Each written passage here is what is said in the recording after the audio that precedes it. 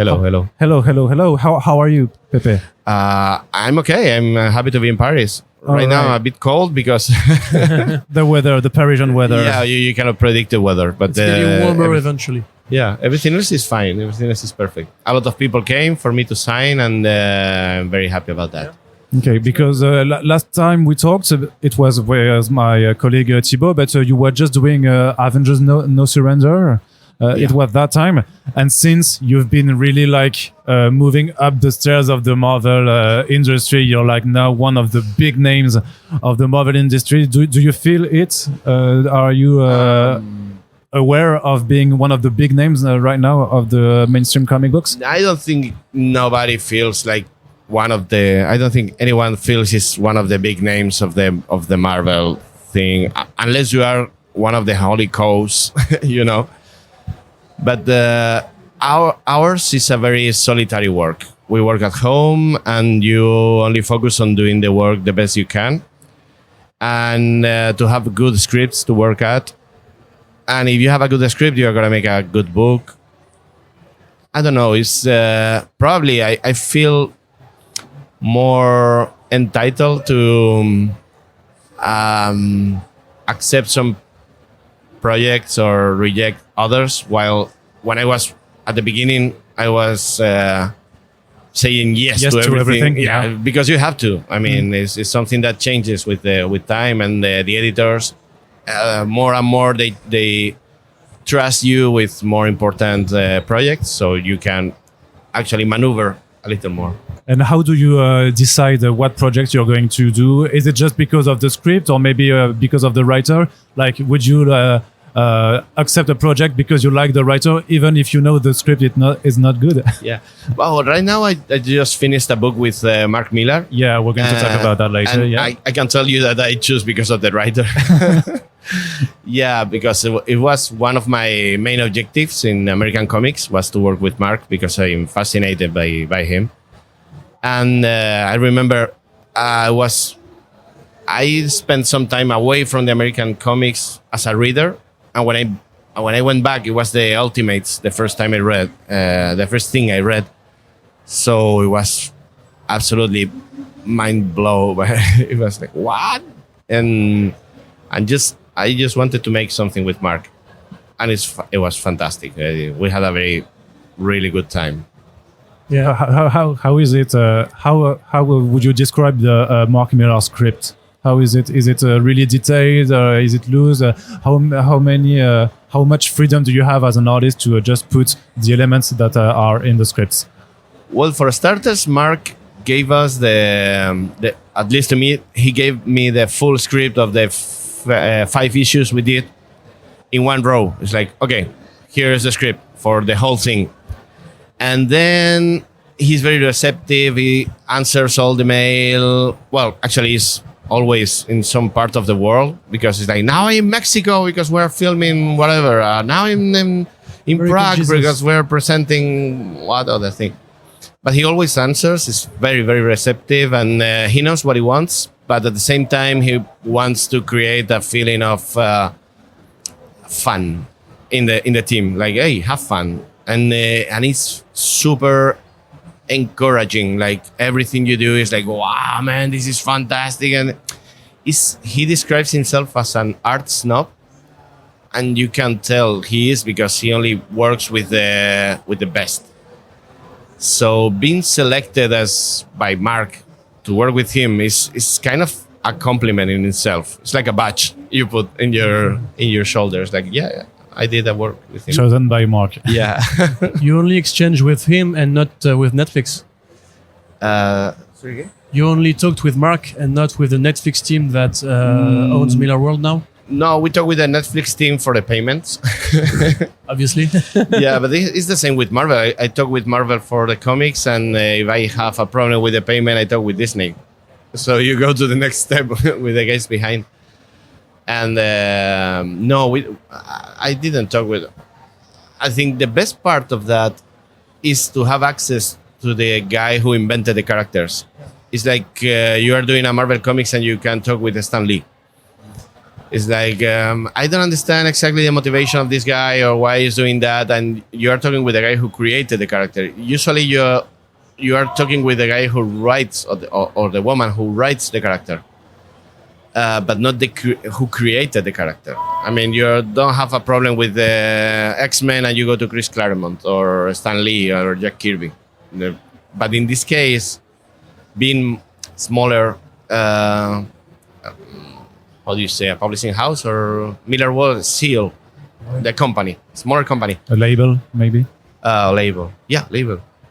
Good word. And being smaller, you can have direct line with Mark. So it's very productive. Yeah. And Big Game is the crossover of previous characters from Mila World. Yeah. So what was it? What was it like? I get it. To take those characters that had been created by amazing artists, because Mark Millar works with amazing artists like Olivier Coipel and such. How did you take these characters and make them your own? It's a very good question. It was frustrating sometimes, and it was stressful sometimes. Because, yeah, you are looking at the references and then you have to make your own version. And, yeah, it's very difficult to make your own version when you are looking at something that Stuart Immonen did or Gigi Cavenago did or Olivier or, Frank Whiteley. So sometimes, for example, Matteo Buffagni, I don't know if you know the guy, is amazing. I was looking at the reference by Matteo Buffagni. I was like, wow. And that day is very hard to work because you're seeing something really enormous, big. It's like, and it's complicated, but at the same time, it's like you feel part of something really special, and you don't have to be thinking about I have to draw as good as these guys. It's just, I have to draw as good as I can, and that's it. And that's what I tell to myself to relax a bit. Yeah. Yeah. You said that working with Mark was one of your objectives. Yep. In the American market. We also know that you're a fan of Coipel, of Pasquale Ferry, Yep. Stuart Immonen, and some other guys like that who are big names inside the Marvel history of comics. So do you feel like now you've reached this kind of level of talent or star power through the American comics?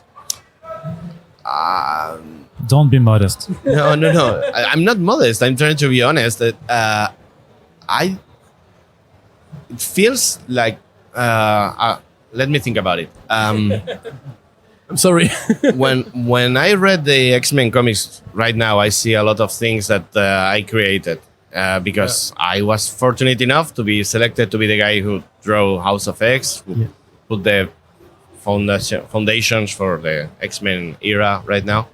So I'm seeing a lot of my stuff being redrawn by people, and a lot of resources or visual resources I used being used again by other people, and I like it a lot. But I hope I'm not a reference for others as Pasquale or Olivier were for me, because I don't think I'm good enough. So when the people is like, oh, I find your style very inspiring, I draw after your style, say, don't do it. Just copy someone better, please, because I see a lot of failures on my own style. I cannot read my own books because, Like many artists. yeah, I don't think it's a feeling that is privative to me. I think we all must feel the same. One of the things I find astonishing is that Stuart Immonen is the humblest guy on the planet. Is some guy is like, he doesn't think about this kind of thing. He lives in a world where Stuart Immonen doesn't exist, or it's something like that. And I think is one of the brands of the great artists is they are very, very humble, and they are not focused on look at me, how big I am. Yeah, on the or something fame like that. and stuff like that. But still, you did build the foundations of the whole Krakoa system with Jonathan Hickman. You did with the House of X. It's huge. How much work did you put into it? Was there like a tons of because you had also to do a lot of character designs, new designs. It was still a great amount of work, And wasn't the it? floral world of Krakoa with Yeah. solar punk energy a lot. It was a sort of a trap I set for myself, and I fall inside because I'm really a fan of designing the world building, everything. I think it's the part I enjoy the most of comics. And when we started with all the Krakoa thing and the line, I tell this almost in every interview I have, but because it's interesting. Jonathan just gave us a note, or say like everything related to mutants is going to be related to biological things and plants and grow and stuff and so on. It was very precise, and at the same time it was very open to interpretation. So we started designing things, and not because they asked us to design things, but because they were on the script, and I wanted to convey a certain idea of the Krakoa. It's not a building with plants on it, because if you have a building of concrete and you make some plants to grow over it, it's going to look abandoned and old, and it's not cozy, and it's cold. And I wanted to create something different, something you wanted to be there, something attractive and modern, alien, something that is not human. It's like they are creating another culture, and this is something really, really special for me. So that's why I forced myself to dig into architecture and to search a lot of reference and construct things in different ways. And I think this is one of the best experiences I had in comics in my life, because it was very positive, because it worked well, people like it, and it was, I think that it was a good base for other artists to start creating their own parts of Krakoa. And the worst part of that is that I really, really draw very few of Krakoa. Because my scripts were never happening in Krakoa. It was like I really want to draw the island, but they never let me. Yeah, they never allow me. It's like X of Swords. Yeah, we started in Krakoa, but we left after 2 pages. Well, hey, 2 pages! I want to draw the island.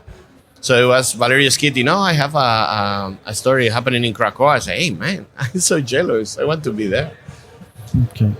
Are you still exclusive to Marvel right now? Yeah. Okay, so I guess you're not going to work for DC anytime soon. No. I have still some issues on my exclusive contract with Marvel, and I think I have several years with Marvel still in contract. Yeah. So we're nearing the end of the.